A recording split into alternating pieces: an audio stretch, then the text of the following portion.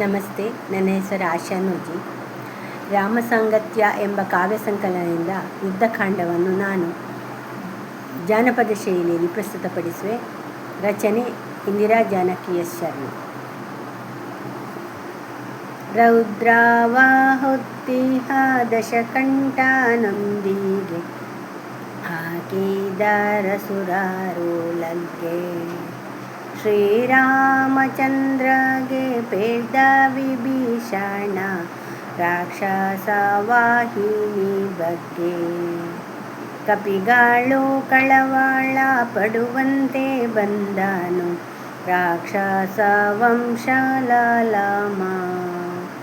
ಜಾನಕಿಯನು ಕದ್ದು ತಂದಿಹ ಧೂರ್ತನ ಕೊಲ್ಲುವೆನೆಂದನು ರಾಮ.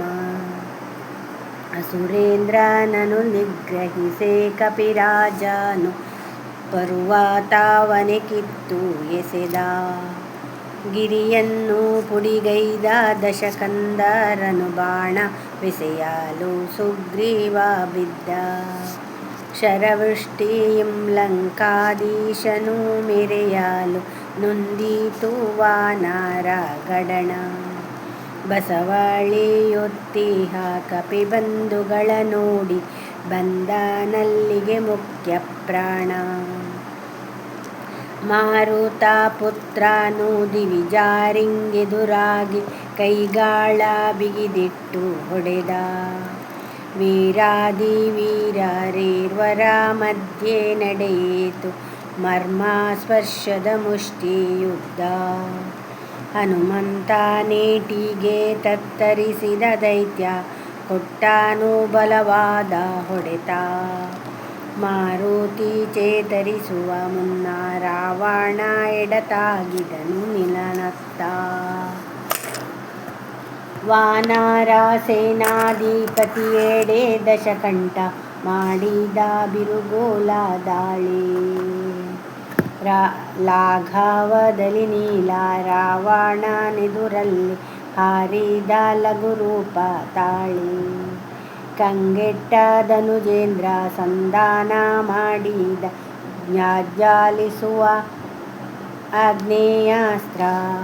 ಶರಸಾಮರ್ಥ್ಯಕ್ಕೆ ವಶನಾಗುತ್ತಲುರುಳಿದ ರಣಭೂಮಿಯಲ್ಲಿ ಅಗ್ನಿಪುತ್ರ. ಜಾತವೇದನ ಪುತ್ರ ಜೀವದಿಂದುಳಿದನು ಜನಕನ ಕಾರುಣ್ಯದಿಂದ.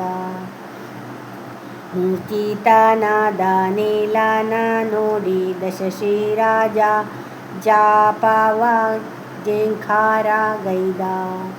ಲಂಕಾಧಿಪತಿ ರಘುವಂಶಿ ಕಂಗೆದುರಾಗಿ ಗೂರ್ಗಣೆಗಳ ಮಳೆಗರೆದ. ಹೂಡಿದ್ದ ಶರಗಳ ಮುರಿಯಲು ಸೌಮಿತ್ರಿ ಮೂಡಿಗೆಯುಂ ಬಾಣ ಸೆಳೆದ. ಕಲಾಗ್ನಿಯಂತಿದ್ದ ಸಾಯಕ ಘಾತಿಸೆ ಲಕ್ಷ್ಮಣ ತತ್ತರಿಸಿದನು.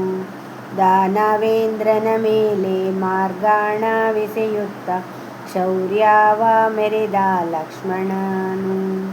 ಬ್ರಹ್ಮನೆತ್ತಿಹ ಶಕ್ತ್ಯಾಯುಧವನ್ನು ರಾವಣ ರಾಮಾನುಜನ ಮೇಲೆ ಎಸೆದ. ಎದೆಯಲ್ಲಿ ನಾಟಿದ್ದ ಶಕ್ತಿಯಂ ಸೌಮಿತ್ರಿ ತಲ್ಲಣಿಸಿದ ತಾಪದಿಂದ. ಲಕ್ಷ್ಮಣನಿಗೆ ನೆರವಾಗುತ್ತ ಗುದ್ದಿದ ವಜ್ರಾಂಗಿ ರಾವಣನೆದುಗೆ. ಬಾಧೆಗೊಂಡಿಹ ರಘುವೀರನೆತ್ತಿಕೋ ಉಳ್ಳುತ್ತಲೊಯ್ದ ರಾಮನ ಬಳಿಗೆ. ತಮ್ಮನ ಕಾಣುತ್ತ ಕೋಪೋದ್ರೇಕದಿ ಬಂದ ಪಂತಿಗ್ರೀವನ ಕೊಚ್ಚಿ ಕೊಲ್ಲಲು. ವಾಯುಪುತ್ರನ ಮಾತನಾಲಿಸಿ ರಾಘವ ನೊಂದು ನೇರಿದನಾತನ ಹೆಗಲು. ರಾಘವೇಂದ್ರನ ಹೊತ್ತ ಹನುಮಂಗೆ ಧನುರ್ವೇಷ ತೀಕ್ಷ್ಣ ಸಾಯಕದಿಂದ ಹೊಡೆಯೆ. ದಾನವೇಂದ್ರನ ಜಾಪ ಮಕುಟವು ಮುರಿಯಿತು ಶ್ರೀರಾಮ ಬಾಣವನ್ನೆಸೆದು. ಬಿಲ್ಲಿನ ಜೊತೆಯಲ್ಲಿ ದರ್ಪವು ಮುರಿಯಲು ಲಂಕೆಗೆ ಮರಳಿದ ನರಸ.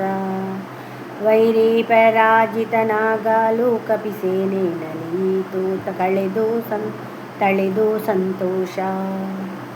ಸೋಲನ್ನೇ ನೆನೆಯುತ್ತ ಕುಳಿತ ಲಂಕಾಧೀಶ ಮನದೋಳು ವ್ಯಥೆ ತುಂಬಿಕೊಂಡ. ಅಜನಂದಿ ಅರಣ್ಯ ಪುಂಜಿಕಸ್ಥಲೆ ರಂಬೆಯರ ಶಾಪ ಜ್ಞಾಪಿಸಿಕೊಂಡ. ಛಲವಾದಿ ರಾವಣನಪ್ಪಣೆ ಇತ್ತನು ಕಾವಲು ಹೆಚ್ಚಿಸಿರೆಂದು.